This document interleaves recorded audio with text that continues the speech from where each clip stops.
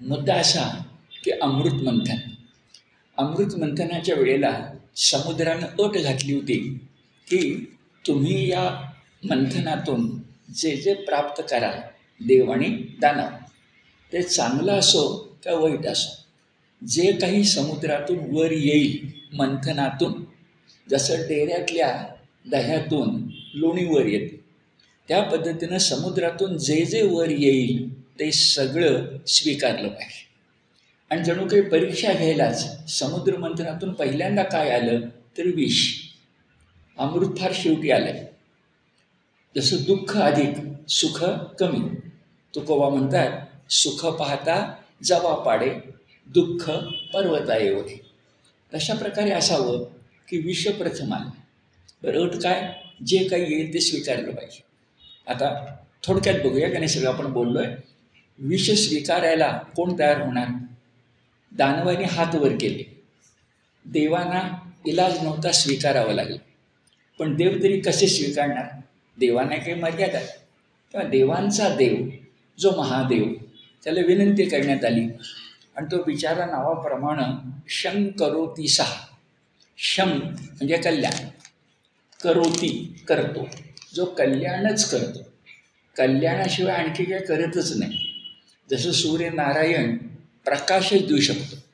आपण समजा सूर्याला विनंती केली की बाबा एक दिवस सुट्टीवर जा, पाहिजे संप कर, इतके लोक करतात, तू पण एकदा संप कर, की असं बघ ना, जरा किती बदल असू दे, जरा अंधार पाठव, अशी आपण विनंती केली तर सूर्यनारायण ऐकणार नाही. तो म्हणेल मला दुसरं काही करताच येत नाही, मला फक्त प्रकाशच देता येतो. तसं शंकराला विनंती कोणी, अगदी असुरांनी सुद्धा, राक्षसांनी सुद्धा, तर त्यांचं सुद्धा कल्याण करणं, उदाहरणार्थ रावण, हे शंकराला जमतं. शंकरोती सहा शंकरा. पण आत्ता विनंती मात्र देवाने केली आणि मग शंकराने विषप्राशन केलं. आपण नेहमीच आरतीमध्ये म्हणतो, ते गेल्या खेपेला आपण बोललो, देवी दैत्ती सागर मंथन पै केले, त्या माझी अवचित हलाहल सापडले, ते त्वा सुरपणे किंवा असुरपणे, असुरचा अर्थ शक्तिमान, सुरपणे त्या असुरपणे प्राशन केले, नीलकंठ नाम प्रसिद्ध झाले. इथंपर्यंत गेल्या खेपेला आपण होतो. थोडक्यात विषप्राशन शंकरानं केलं आणि मोठा अडथळा दूर केला. नाहीतर काय झालं असतं, समजा विष स्वीकारलं नसतं तर अट मोडली असती आणि समुद्र मंथन करायला समुद्रानं परवानगी दिली नसती. पण नाही, अट मान्य झाली, अडथळा दूर झाला, देव दानवांना उत्साह प्राप्त झाला आणि उत्साहातून त्यांनी समुद्र मंथन सुरू केले. आता या समुद्र मंथनातून दुसरं रत्न वर आलं. त्या दुसऱ्या रत्नाचं नाव आहे कामधेनू. काम म्हणजे कामना, तुमच्या सगळ्या इच्छा जी पूर्ण करते अशी धेनू म्हणजे गाय, म्हणजे कामधेनू. आता हा कदाचित कवी संकेती असू शकेल, कामधेनू, कारण आपल्याला कल्पवृक्ष हा पण माहिती आहे. कल्पनेत तुमच्या जे जे येईल ते देऊ शकणारा कल्पवृक्ष. आपल्याला चिंतामणी रत्न पण माहिती आहे. चिंता मुक्त करतं, कुठलीही चिंता मुक्त करतं ते चिंतामणी.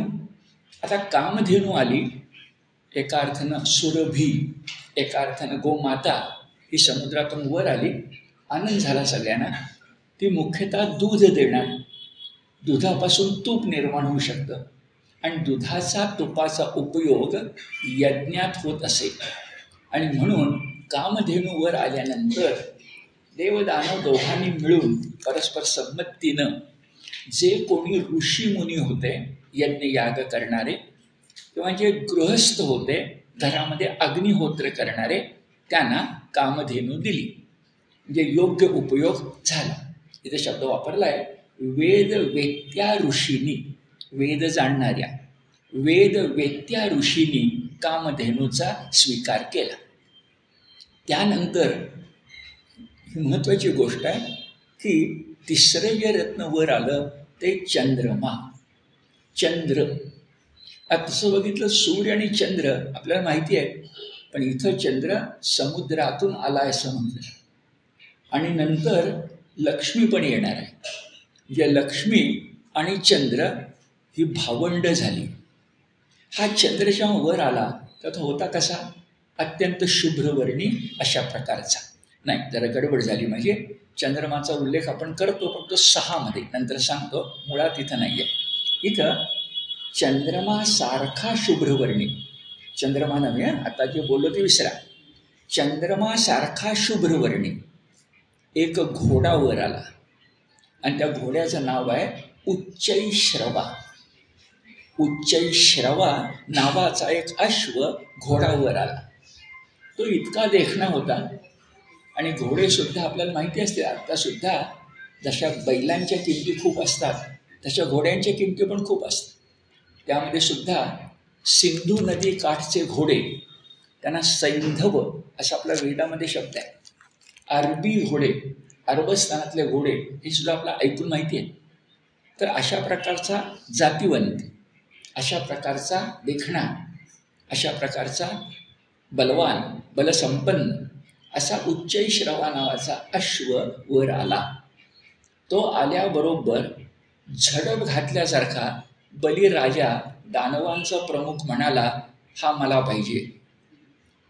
आता नाही म्हणता येईना, इंद्र मागं पुढं करायला लागला. त्या विष्णूनं खूण केली, आत्ता देऊन टाक, जे पुढचं तुला मिळेल. ते पुढचं तुला मिळेल हे कंसात आहे, पण एवढंच आत्ता म्हणाला, मागतोय ना, देऊन टाक. आणि जर देऊन टाकले की बरं, पुन्हा कटकट तर नाही. कारण उच्चैश्रवावर झडप घात, हा शब्द महत्त्वाचा आहे. झडप घातल्यासारखं बलिराजानं हक्क सांगितला आणि बलिराजाला तो मिळाला. इंद्राला ते अमान्य होतं, पण विष्णूच्या संकेतानुसार त्यानं ते मान्य केलं. आणि का मान्य केलं, विष्णूच्या मनात काय होतं हे लगेच वर आलं. पुढं आलं, चौथं जे रत्न वर आलं ते म्हणजे ऐरावत हत्ती. हा देखणा आहे. ऐरावत म्हणजे ऐरावतच. इंद्र हा देवांचा राजा आणि हा हत्तींचा राजा. आता गंमत बघा, ओळखायचा कसा एखादा माणूस, राजा हा मुकुट घातला तर राजा. तसं सामान्यपणे हत्तींना 2 सुळे असतात, पण हा जो कोणी आहे जसा उच्चैश्रवा तसा ऐरावत, या ऐरावताला मात्र नशिबानं 4 सुळे आहेत. म्हणून तो श्रीमंत आहे, म्हणून तो गजांत लक्ष्मी वैभव धारण करणार आहे. तो सम्राटाला शोभणार आहे, तो देवेंद्राला शोभणार आहे, हे विष्णूच्या मनात आहे. आणि म्हणून उच्चैश्रवा देऊन टाकला आणि ऐरावत तोही शुभ्रवर्णीचा आहे, मिळवला. नंतर 5वं जे रत्न वर आलं ते कौस्तुभ रत्न. ते देवदानवांनी फारसा विरोध न करता विष्णूला दिले. आता आपले भागवतकार इतक्या जाणीवपूर्वक उल्लेख करतात की कौस्तुभ हे जे रत्न आहे ते रत्न कोणत्या जातीचं आहे हेही सांगतात. आता फारशी आपल्याला कल्पना येत नाही. मॅडम पुढे या पाहिजे, पुढे यायला सांग. तर रत्न जे असतं, हिरे माणकं जी असतात, त्याची परीक्षा करायला रत्न पारखी लागते. आपल्या डोळ्याला ते मोठे किमती आहे, श्रीमंती आहे हे कळतं, पण त्याचं नेमकं कळत नाही. रत्नाची परीक्षा करण्याची शक्ती काही माणसांना देवाकडून अधिकच मिळते. मी तरी असं ऐकलं, बरोबर का चूक काय मला माहिती नाही, तुम्ही बघा. पण रत्न हातामध्ये घेऊन डोळ्याने बघून तिचे पैलू काय सांगता येऊ शकतात. पण ही जी शक्ती त्यांना प्राप्त आहे ना, ते असं हुंगतात, ऐकले फक्त मी, आणि त्यामुळे ते रत्न ओळखूही शकतं. म्हणजे आपल्यापेक्षा ज्याप्रमाणे स्पष्ट बोलायचं तर कुत्र्याला एखाद्या श्वासावरनं गुन्हेगार पकडता येतं, शक्ती एकच आहे ना एका अर्थाने. तशी रत्न ओळखण्याची शक्ती भिन्न भिन्न प्रकारची असू शकते आणि भगवंत ती देत असतो. असा उल्लेख तुम्हाला माहिती असेल की रत्नाची परीक्षा 2 ठिकाणी उत्तम होते, एक आपल्या मुंबईला आणि सुरतेला. तर त्या ठिकाणी जिथं कुठं होते तिथे माणसंही सांगतात. तसं मला विशेष वाटतं की भागवतकाराने फक्त कौस्तुभ म्हटलेलं नाही, पद्मराग जातीचं कौस्तुभ असेल. जात म्हणजे वर्गवारी. जे रत्न आहे ते अमोलिक आहे, पण ते पद्मराग जातीचं आहे. याचा अर्थ काय असेल? पद्म म्हणजे कमळ, आणि सामान्यपणे कमळं ही केशरी रंगाची असतात. शुभ्र कमळं फार थोडी असतात.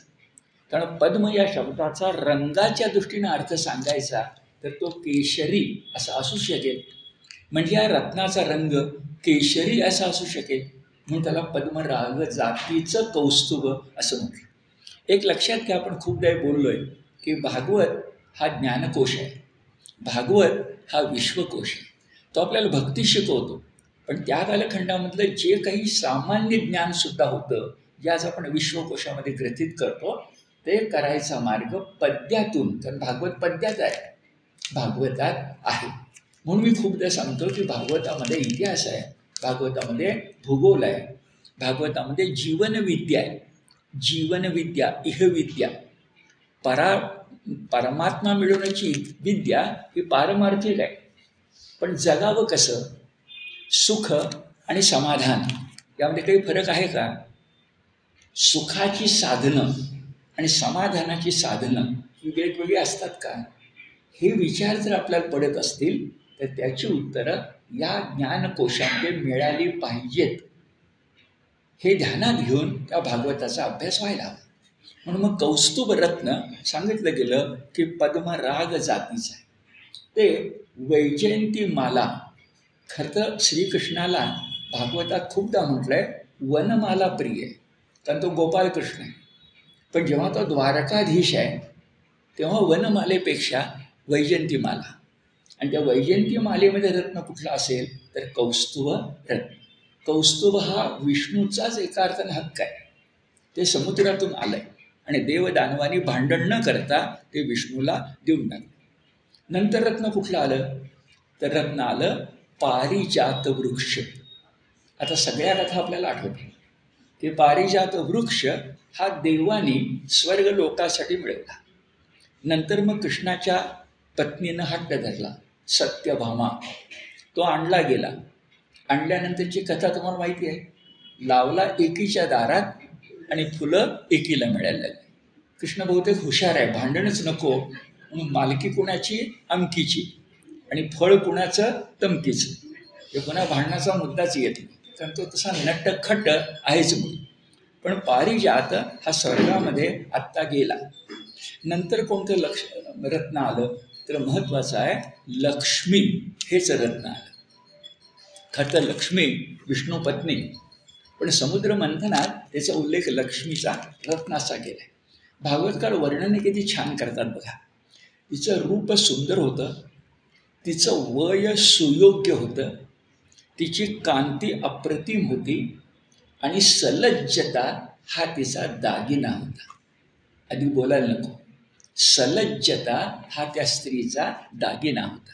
अशा प्रकारची लक्ष्मी प्रसन्न झाल्याबरोबर, ज्याने उडी मारली मगाशी तसे देव उडी मारून येणार यात काही शंकाच नाही. पण ती लक्ष्मी मात्र त्याला मिळाली नाही, ती लक्ष्मी मिळाली ती विष्णूला. तेव्हा दानव रुसले, थोडं पुढे जाऊन मागे येणार आहे. दानव रुसले, आणि रुसलेल्या दानवांची समजूत काढण्यासाठी त्यांना लक्ष्मीसारखीच दिसणारी एक रत्न म्हणून वर आलेली स्त्री देण्यात आली, अर्पण करण्यात आली. दिसायला लक्ष्मीसारखी, पण परिणाम मात्र विचित्र. ती म्हणजे सुरा. सुरा म्हणजे मद्य. दानवांना काही कळलं नाही, लक्ष्मी नाही तर नाही, सुरा तरी मिळाली म्हणून ते खुश झाले. नंतर अमृत येणार आहे, ते धन्वंतरी घेऊन येणार आहे, त्याच्याकडे थोड्या वेळाने जाऊया. पण आत्तापर्यंत आपण जे बघितले ते काय काय बरं, तर पहिलं हालाहल विष, नंतर कामधेनू, नंतर उच्चैश्रवा, नंतर ऐरावत, नंतर कौस्तुभ, नंतर पारिजात, नंतर लक्ष्मी, आकडा झाला 7. त्याच्यानंतर सुरा, वारुणी, दारू, आकडा झाला 8, आणि 9वा आकडा आहे तो म्हणजे अमृत. आता भागवतकार मूळ भागवतात फक्त या 9 नवरत्नांचाच उल्लेख करतात. पण आपण तर नेहमीच्या बोलण्यामध्ये 14 रत्न म्हणतो. हा 14वं रत्न म्हणजे मुळामध्ये दंड आहे, राजदंड. आणि तो राजदंड राजाला परवडतो. पण आपण सुद्धा राजासारखं आहोत असं मानून आपण एखाद्याला 14वं रत्न दाखवू का असं म्हणतो. त्या 14वं रत्न याचा अर्थ शिक्षा असं आपल्या डोक्यामध्ये बसले. आता 9पासून 14पर्यंत हे 6 वाढले कोण कोण, तर हे परंपरेनं वाढलेले आहे. त्याच्यामध्ये कल्पवृक्ष वाढलेला आहे, रंभा ही अप्सरा वाढलेली आहे. आता हे कुठून आलं बघा. मुळात भागवतामध्ये लक्ष्मी येताना एकटी आलेली नाही, तिच्यावर अप्सरा आलेली आहे. आपल्याकडे संस्कृत साहित्यात ते मोठी गंमत आहे. जी नायिका असते त्या नायिकेबरोबर किमान 1 ते 2 सख्या असतातच. शाकुंतल नाटक आठवा, ते असावंच लागतं. तसं लक्ष्मी काही एकटी येणार नाही, परिवारासकट येईल, सपरिवार. आणि तो परिवार अप्सरांचा असणार. अप्सरा आपल्याला 3 माहिती आहेत, पण इथं मात्र फक्त रंभेचा उल्लेख आहे. आणि म्हणून कल्पवृक्ष वाढव, नंतर रंभा अप्सरा. त्यानंतर आणखीन एक वाढवलं आहे, ते म्हणजे पांचजन्य शंख. म्हणजे शंख हा लक्ष्मीचा एका अर्थानं भावंड झाला. माशी मी चंद्राचं म्हटलं, लक्ष्मीचा. पांचजन्य, आता जे बोललो ते बघा. वाढवल्यामध्ये चंद्रमा पण वाढला आहे. म्हणजे कल्पवृक्ष वाढला, रंभा वाढली, पांचजन्य वाढला, चंद्रमा वाढला. हे जे 9 होते अधिक 4 13 झाले. आणि 14वा जो वाढला आहे तो मुळामधल्या भागवतावर भाष्य करणाऱ्या लोकांनी जे लिहिलं आहे ते मोठं छान लिहिलं आहे. ते म्हणजे सारंग किंवा शारंग धनुष्य. आणि हे धनुष्य आश्चर्य आहे, शंकराच्या हातामध्ये शोभतं. आपण त्याला पिनाक पाणी असं म्हणतो. ते पिनाक म्हणजे शारंग. आता शारंग का सारंग, तर सारंग नकोच, शारंग पाहिजे. आणि शारंग हा उच्चार आपण अपभ्रंश करतोय, तो शारंग असा पाहिजे. आवाज वाढवायला पाहिजे का? वाढ. संस्कृतमध्ये शारंग आहे. जसं वाङ्मय शब्द वैशिष्ट्यपूर्ण आहे की नाही, ग, तसं शारंग तिथं ग आहे. म्हणजे क ख ग घ ग आणि रफार आहे. आता मराठीची प्रकृती सोपं करण्याची आहे, ती प्राकृत बोली भाषाच आहे. त्यामुळे शारंग याचं पण शारंग असं केलं. आणि पुन्हा तर म्हटलं शारंग चुकीचं आहे, सारंग बरोबर आहे. अशा प्रकारे आपल्याकडे प्रवास झालेला दिसतो. आता शारंगधर हे जर शंकराचं विशेषण असेल तर शारंग हा राजदंड झाला. आणि राजदंड सगळ्यांना परवडत नाही, म्हणून आपण म्हणायला लागलो 14वं रत्न. म्हणजे मुष्टीप्रहार जरी केला, थप्पड जरी मारली तरी सुद्धा ते 14वं रत्न झालं. म्हणजे 9 मूळ भागवतातले, 6 लोकांनी वाढवलेले, असे एकंदर आपल्याला 14 इथं दिसतात. हे सगळं आपण नेहमीच्या मंगलाष्टकामध्ये म्हणतो बघा. काही शब्द आठवतो तुम्हाला? लक्ष्मी, कौस्तुभ, पारिजातक, सुरा, धन्वंतरी, चंद्रमा. एवढं जरी घेतलं तर त्याच्यामध्ये मूळ भागवतातलं काय आहे आणि वाढवलेलं काय आहे, हे कसं गंगा यमुनेच्या पाण्यासारखं एकमेकात मिसळून गेले बघा. शब्द काय सुरुवात होतो? लक्ष्मी, कौस्तुभ, पारिजातक, सुरा, धन्वंतरी, हे 5 बरोबर आहे. पण चंद्रमा हा 6वा 14मध्ये आहे. आत्ता मी सांगितलं चंद्रमा नाही. पण भागवत जेव्हा लोकांच्या मध्ये मुरत गेलं, लोकांना आवडत गेलं, तर अशा प्रकारच्या गोष्टी होत गेल्या. लक्ष्मीनं याच्या गळ्यामध्ये माळ अर्पण केली आणि अर्पण केल्यानंतर विष्णू आणि लक्ष्मी यांचा एका अर्थानं विवाह, एका अर्थानं एकत्र येणं हे घडलं.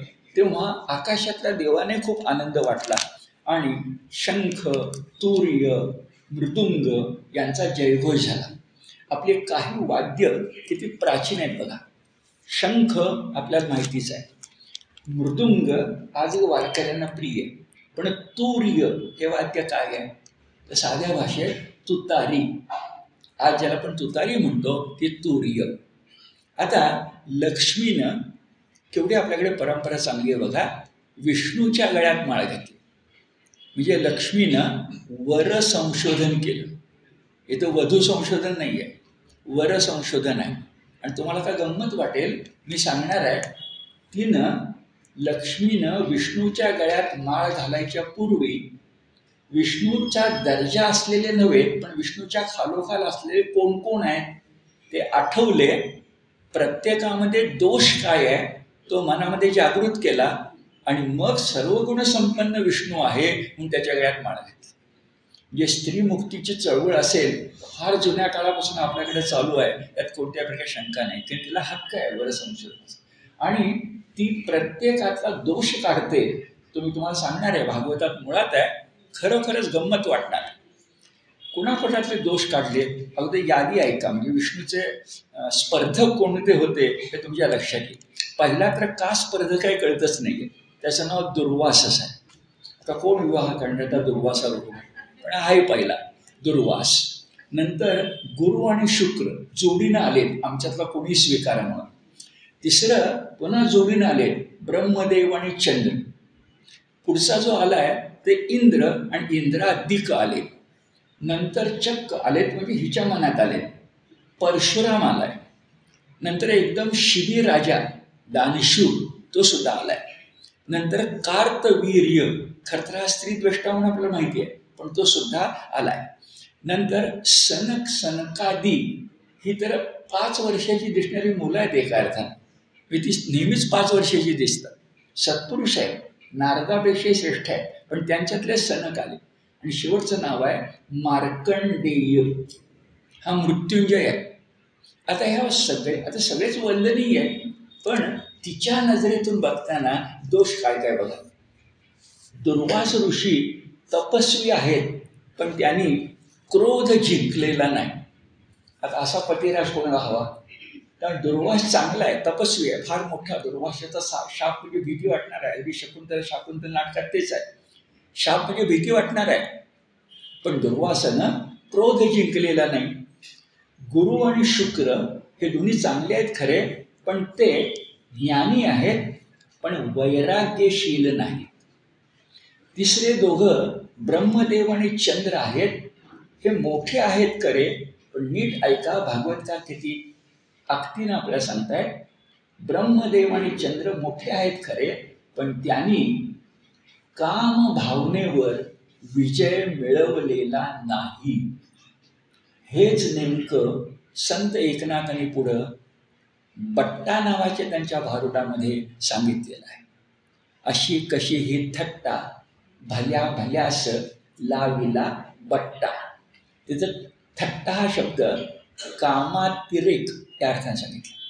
दुसरं एक त्यांचं भारूड आहे, ते प्रथम सांगतो. शेवट केलाय ही जी कामभावना असते ती एडक्यासाठी असते. एडका, त्याने भिंतीला धडक मारली तर भिंत पडते. असा जो एडका, त्या एडक्यासाठी कामभावना आहे. पण आमचे शुकदेव मात्र असे आहेत की त्यांनी एडक्याची 2 शिंग धरली आणि त्याला गुरुच्या पायावर आणून घातलं. म्हणून शुकाचार्य सगळ्यात श्रेष्ठ आहे असं एका भारुडामध्ये नाथ म्हणतात. आणि त्याच्या आधी म्हणतात अशी कशी ही थट्टा भल्या भल्या असं लावील बट्ट्या. आता भागवतकार किती वास्तव बोलत आहेत बघा. ब्रह्मदेव विलक्षण ताकदीचा असणार ना, चंद्रसुद्धा विलक्षण ताकदीचा असणार ना. पण नुसता मी उल्लेख करतो कारण तो फार काय चांगला नाही आहे, पण माहिती असावा. ब्रह्मदेवाच्या मनामध्ये खुद्द त्याची कन्या सरस्वती हिच्याबद्दलची विचित्र भावना आली. आणि चंद्रमा याच्या मनामध्ये गुरुपत्नीबद्दल विचित्र भावना आली. असे उल्लेख आपल्याकडे केलेले आहेत. कशासाठी? त्याज्य काय हे कळलं पाहिजे. आणि कशासाठी? कामविकार भगवद्गीतेमध्ये ते सांगतात, काम एष क्रोध एष रजोगुण समुद्भवा. अहो सगळं जिंकता येईल माणसाला, पण विश्वामित्राचं एवढं मोठं उदाहरण आहे ना. कामभावना जिंकणं अतिशय कठीण आहे. हे कळावं म्हणून इथं फक्त एवढंच वाक्य उच्चारलंय की ब्रह्मदेव आणि चंद्र मोठे आहेत खरे, पण त्यांनी कामभावने विजय मिळवलेला नाही. पुढे ऐकत चला.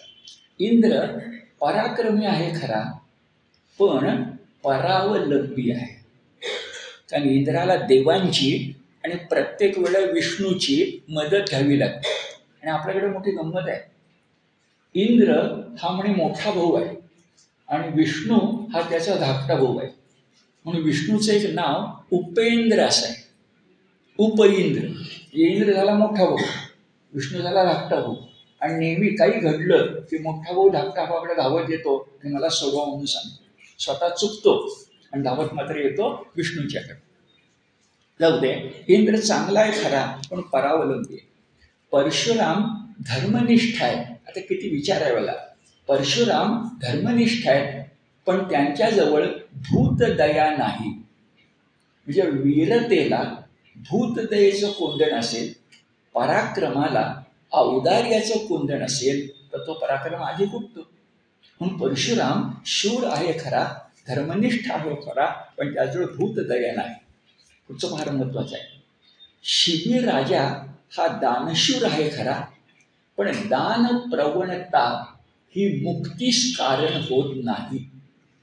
वाक्य पुन्हा ऐका, तर मला काही बोलायचंय. शिबी लक्ष्मीच्या मनात आलंय. शिबी राजा चांगला आहे खरा. शिबी राजा दधीची हे आपल्याकडे मोठी उदाहरण आहे. तर शिबी राजा त्या कबुतराला वाचवण्यासाठी सशाण्यासमोर आपल्या मांडीचं मांस द्यायला तयार आहे. महाभारतात कथा आहे, भागवतात आहे. मोठा आहे खरा, पण फक्त दान प्रवणता ही मोक्ष म्हणजे मुक्ती किंवा भक्ती याला कारणीभूत होत नाही. हा एका अर्थानं बलिराजाला मारलेला फटका आहे. कारण बलिराजा दानशूर आहे, 3 पावलं जमीन देतोय, तरी विष्णू त्याला खाली ढकललेला आहे. कारण नुसती दान प्रवणता ही विष्णू भक्ती मिळवायला कारण होत नाही. आणि जेव्हा तो प्रसंगी वामनावतार येणार आहे तेव्हा मी सांगणार आहे बलिराजाचा दोष कुठला होता. तर दानशूरतेचा त्याला अहंकार प्राप्त झाला. दानशूरता वाईट नव्हे, पण त्याचा अहंकार प्राप्त होणं हे काही परमार्थाला मान्य नाही. कारण जर तुम्हाला परमार्थ करायचा असेल तर पहिला शत्रू म्हणजे कामभावना आहेच, पण त्याचं भावंड म्हणजे अहंकार. अहंकारा जिंकल्याशिवाय परमार्थाच्या देवळात पाऊल टाकता येत नाही.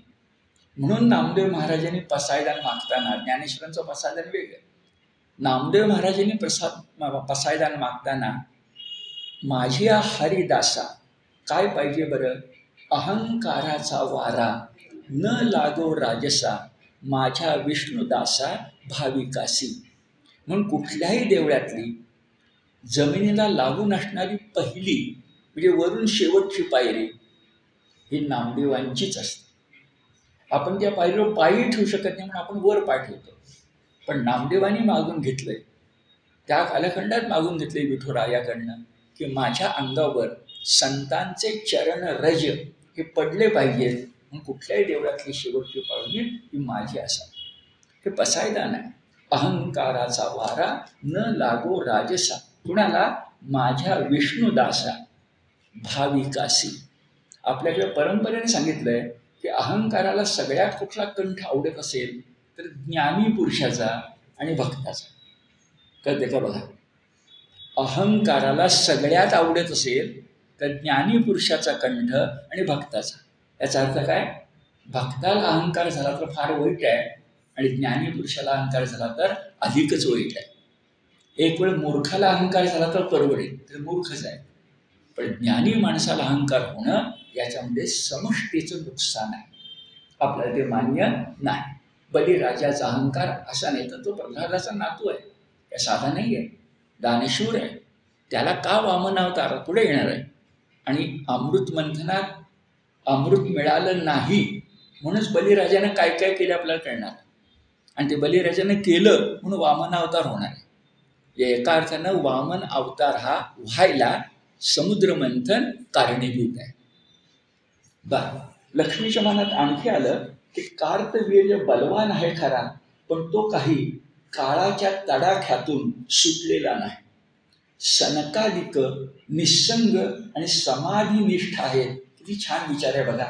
सनकादिक समाधी म्हणजे परमसमाधी, नेहमीची योग मार्गातली नव्हे, चालती बोलती समाधी. एकनाथांची होती तशी श्रेष्ठ समाधी, कर्म करतानाही कर्मविपाक सिद्धांत अडकत नाही अशी समाधी, अशी सनकादिकांना आहे. पण लक्ष्मी एक स्त्री आहे म्हणजे म्हणते कार्तवी आपला सनकादिक नको, कारण ते प्रपंचनिष्ठ नाहीत. विवाह करायचा आहे ना, तर ते आहेच समाधीमध्ये फार मोठे गुंग होणार आहे, पण काय उपयोग, हे प्रपंच विन्मुख आहे. पुन्हा म्हटलंय मार्कंडेय दीर्घ आयुष्यमान आहे, फार छान आहे. पण मार्कंडेय हा त्याच्या रंगरूपावरूनच कार्तवीर्य, कार्तिकेय स्वामी, शंकर यांच्यासारखाच क्रोधिष्ट आहे. आणि म्हणून वर्णन केलंय मार्कंडेय दीर्घ आयुष्य असणार आहे, पण कुटुंब वत्सल नाही. जरा काहीतरी भावना बिवना पाहिजे नको प्रपंचासाठी, ही भावना बिवना याच्यापाशी काही नाही, एकदम काटेकोर, हे नकोय. म्हणून मार्कंडेय चांगला आहे खरा, पण कुटुंब वत्सल नाही. थोडक्यात प्रत्येकात एक एक दोष आहे आणि विष्णू मात्र निर्दोष आहे. कसा निर्दोष आहे बरं, वर्णन बघा. तो मायातीत आहे, म्हणजे माया जिंकणारा, गुणातीत आहे, त्रिगुणांना जिंकणारा. भगवद्गीता लक्षात घ्या. जगामध्ये सगळे त्रिगुणात अडकले, देव असो, दानव असो, मानव असो, त्रिगुणानं सगळे अडकले. पण त्रिगुणाच्या पलीकडं अत्री आणि अनसूया यांचा नंदन एकच गुरुदेव दत्त असू शकतो, किंवा विष्णू. मग तो मायातीत आहे, गुणातीत आहे, धर्मज्ञानी आहे. पुढचा गुण फार महत्वाचा आहे, स्वाश्रयी आहे. म्हणजे तो कोणावर अवलंबून नाही आहे, इंद्रासारखा स्वाश्रयी आहे. आणि फार महत्वाचा शब्द आहे तो योगेश्वर आहे. आता इथे जरा मी योगेश्वर शब्द सांगतो, तो नीट लक्षात घ्या. आपण कृष्णाला योगेश्वर म्हणतो.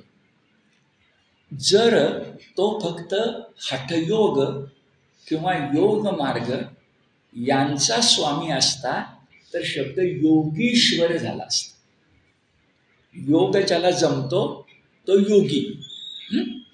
योगी म्हणजे दीर्घ ई आहे, अधिक ईश्वर मधली ई दीर्घ मिळाली, दोन्ही ई दीर्घ मिळाल्या तर शेवट ईच होणार, दीर्घ. म्हणून तो शब्द योगीश्वर असायला पाहिजे. अलीकडे एक चित्र उत्तर हिंदुस्थानातून आपल्याकडे आलंय आणि आमच्या गीता दर्शन मासिकावर सुद्धा ते बसतं येतं. पण मी जर तुम्हाला वेगळं सांगतो, पद्मासन घालून श्रीकृष्ण योगासन करतोय अशा प्रकारचे चित्र गीता दर्शन मासिकावर सुद्धा तुम्हाला दिसेल. ते चित्र अतिशय चांगलं आहे, पण आपण विचार करत नाही आहे की गीतेच्या 6व्या अध्यायामध्ये जरी योग सांगितला असला तरी कृष्ण हा योगी लोकांचा ईश्वर नाही आहे, तो योगेश्वर आहे. योगी मर्यादित आहे, तो योग ईश्वर आहे.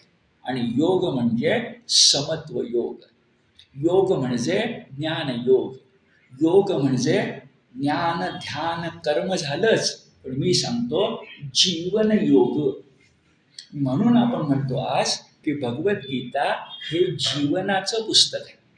एका शब्द छान वापरले, manual of Mankind. Manual of Mankind म्हणजे मनुष्य जातीला कसं वागावं याबद्दल भगवंतानं दिलेली पुस्तिका म्हणजे भगवद्गीता. जसं घरामध्ये आपण कुठलंही उपकरण आणलं, फ्रीज आणला आणि काय आणलं तर बरोबर आपल्याला मॅन्युअल मिळतं, तेच आहे. आता म्हणा तर मॅन्युअल शब्द काय चांगला नाही आहे, पण कळाव म्हणून मी सांगतो, मॅन्युअल ऑफ मॅनकाइंड. आणि म्हणून आम्ही म्हणतो गीता राष्ट्रधर्म आहेच, पण तो मानव धर्म सुद्धा आहे. अगदी आजच्या सगळ्या प्रश्नांची उत्तरं सुद्धा गीतेमध्ये मिळतात आणि देण्यासाठीच आपण शताब्दीनंतर एक कार्यक्रम सुरू केला. मागं बोललो, एकदम नुसता उल्लेख करतो. दर महिन्याच्या दुसऱ्या रविवारी आणि चौथ्या रविवारी आपण मुख्यतः तरुण आणि इतरांच्यासाठी प्रॅक्टिकल हे लक्षात यावं, त्यांना चिंता आहे, अन्य मुद्दे आहेत, हे गीतेतून कसे सांगता येतील बरं, याच्याबद्दल अप्लाइड गीता नावाचा एक कोर्स चालवतो. आत्ता आपण चालवतोय. तुमच्यातल्या कोणाला रस असला तरी सुद्धा प्रत्येक महिन्याच्या दुसऱ्या आणि चौथ्या रविवारी सकाळी 10 ते 11:30 हा कोर्स चालतो. फक्त तो हिंदी आणि इंग्रजी याच 2 भाषांच्या मध्ये चालतो. मराठीत चालत तूर्त नाही. कारण नव्या काळामध्ये लोकांना हिंदी आणि इंग्रजी जास्त कळतंय असा अनुभव असल्यामुळं आम्ही थोडा आमच्यात बदल केलेला आहे. पण तुम्ही तुमच्या पुढच्या पिढीलाही सांगा. आणि त्यात हाच आपला प्रयत्न आहे की जीवन गीता येते ती अध्यात्माची आहेच, पण तो योगेश्वर आहे.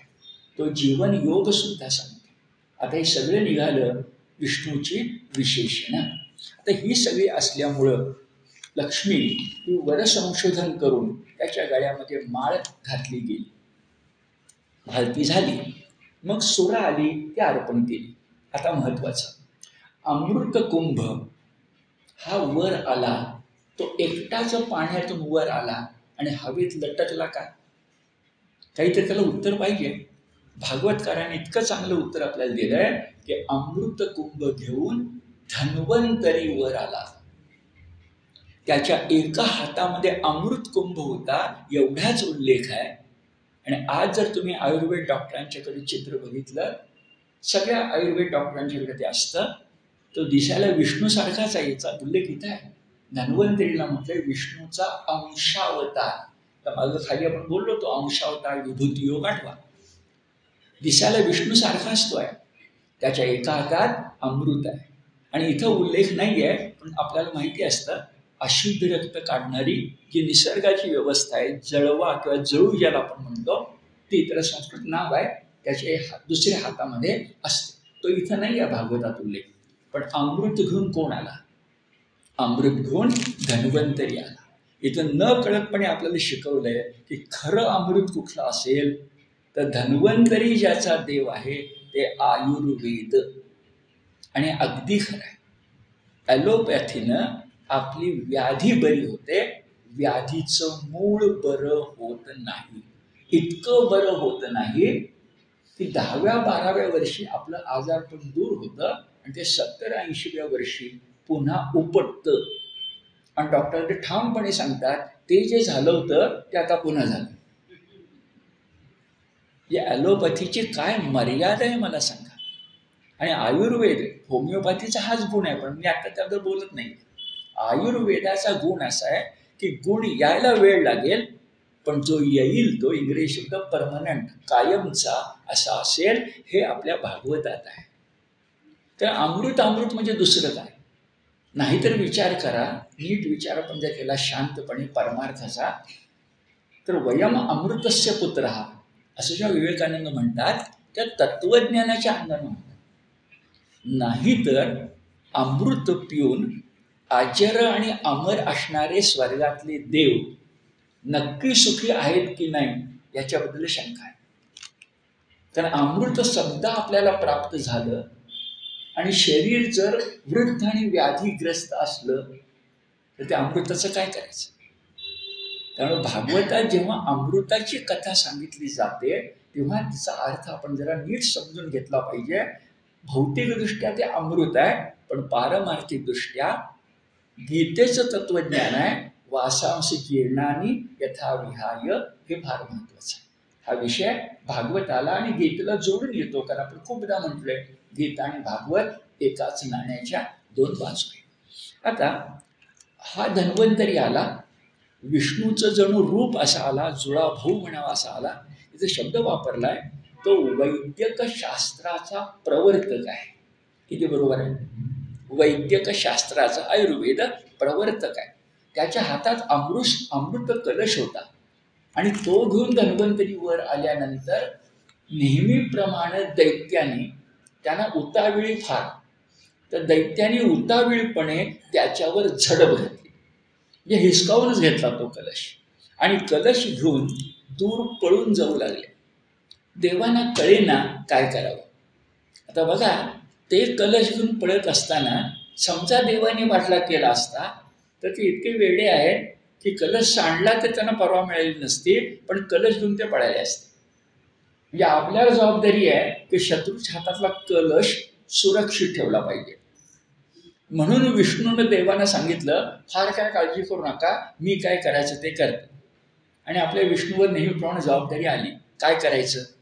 आता असुरांचं सगळ्यात मोठं दोषस्थळ कुठलं असेल तर गीतेने जे नको म्हणून सांगितलंय ते नेमकं त्यांच्याविषयी असतं.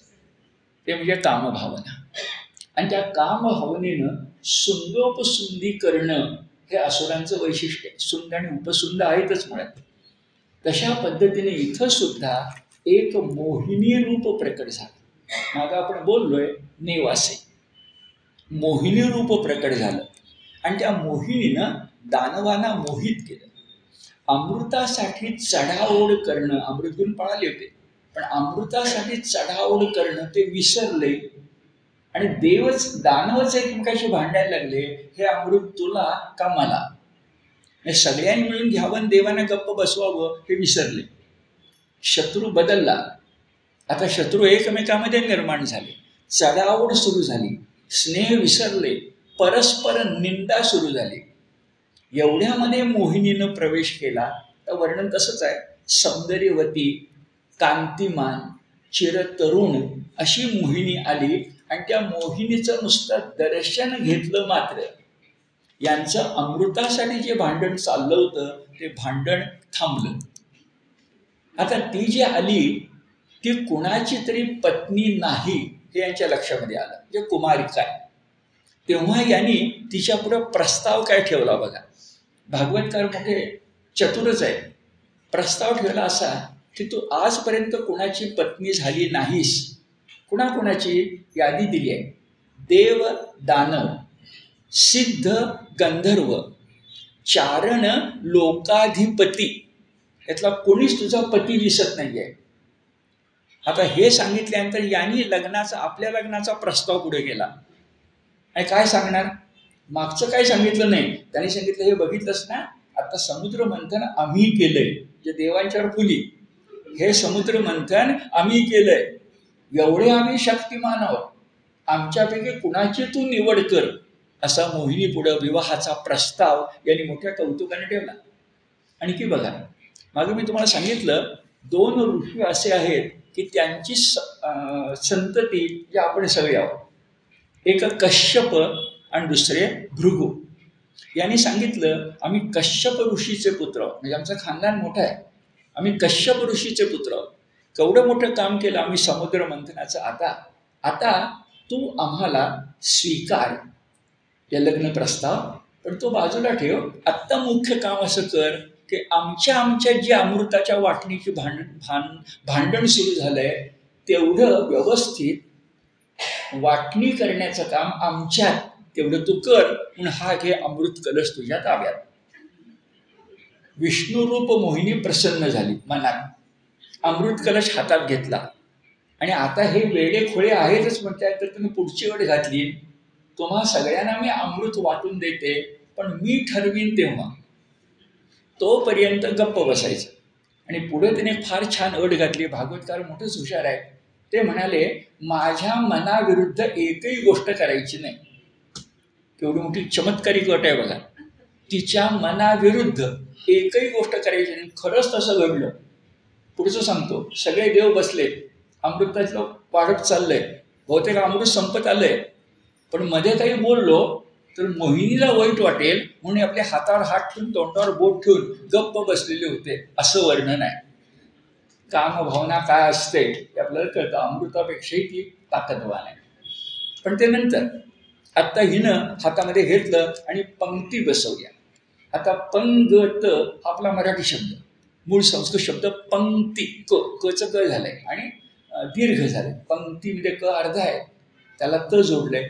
मराठीची प्रकृती दीर्घांत आहे, त्यामुळे कच्या ठिकाणी ग आणि अर्ध न करता पूर्ण. पंगत, अंगत पंगत असं आपण करतो. ही मराठीची आपल्या प्रकृती आहे.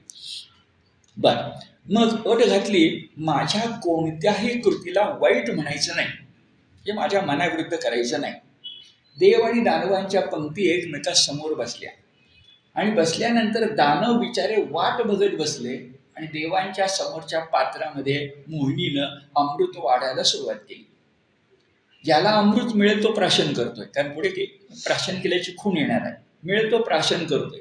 दानव आपले मोहिनीनं मोहित होऊन अमृताची वाटणी चालली असताना सुद्धा हात बांधलेले आणि तोंडावर बोट अशा प्रकारे गप्प त्या ठिकाणी बसले होते. तर आता मोहिनीनं गप्प बसावं की नाही. भागवतकार कसे हुशार आहेत बघा.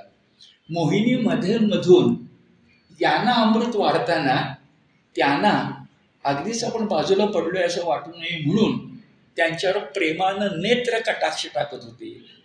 त्यांच्याकडे मधुर हास्य करून बघत होती.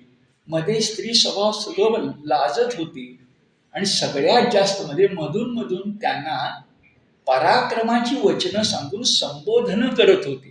काम चाललंय अमृत वाटण्याचं आणि मध्येच म्हणायचं बलिराजाला आपण काय केवढे पराक्रमी आहात. ते उठत असले तर खाली बसतात. म्हणजे हास्यापासून संभाषणापर्यंत म्हणजे असं बोलत नाहीये मी, सगळं भागवतात आहे. नेत्र कटाक्ष, मधुर हास्य, सलज्जता, प्रिय संबोधने, संभाषणे.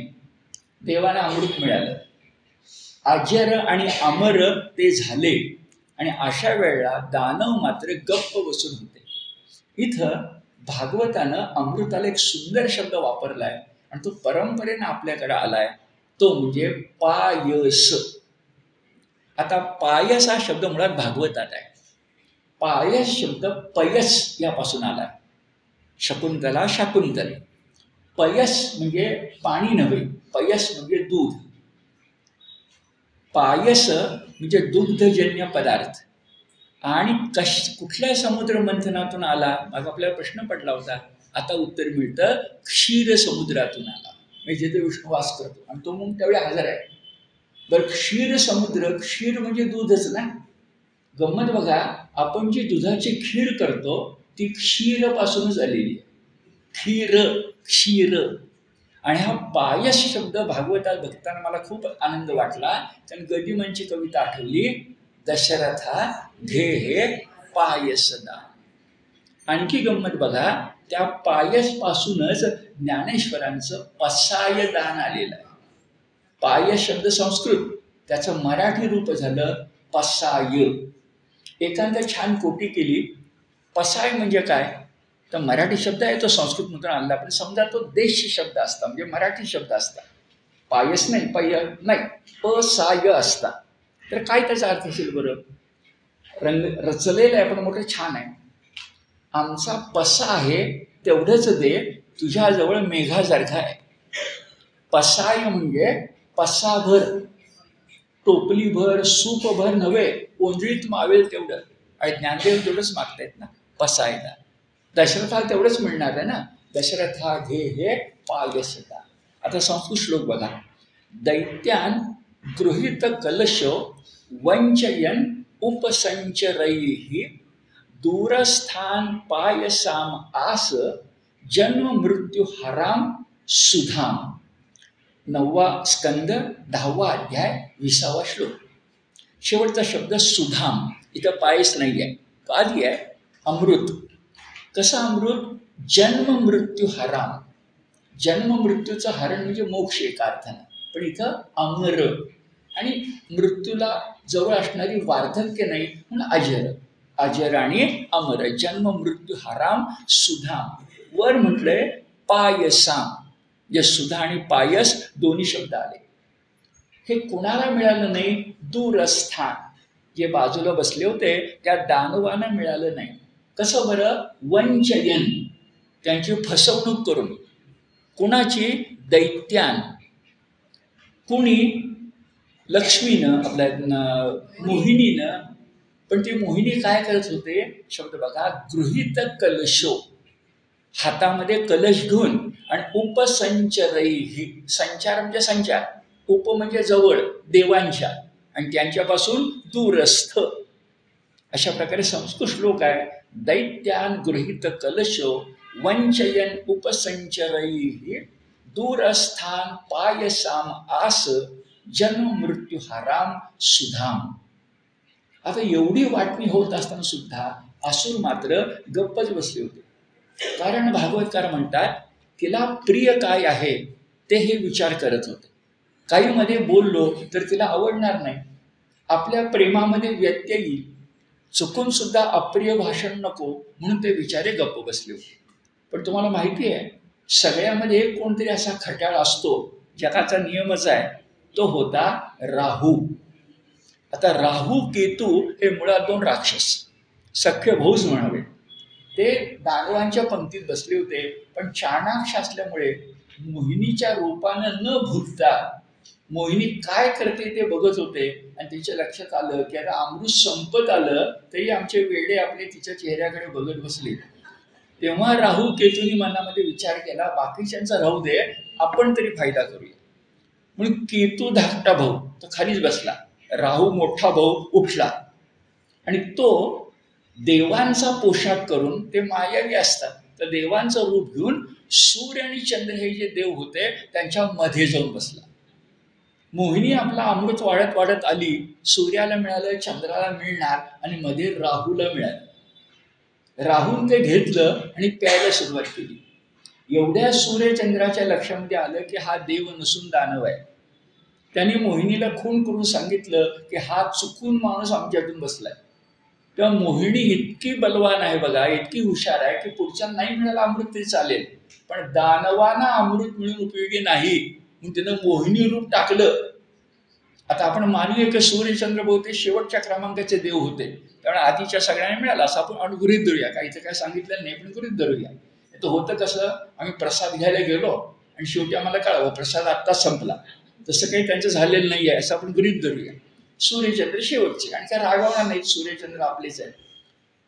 या राहूनं अमृत प्राशन केलंय, दानवांना अमृत मिळून उपयोगी नाही म्हणून मोहिनीनं रूप टाकलं, विष्णूचं रूप घेतलं आणि सुदर्शन चक्रानं राहूचं मस्तक उडवलं.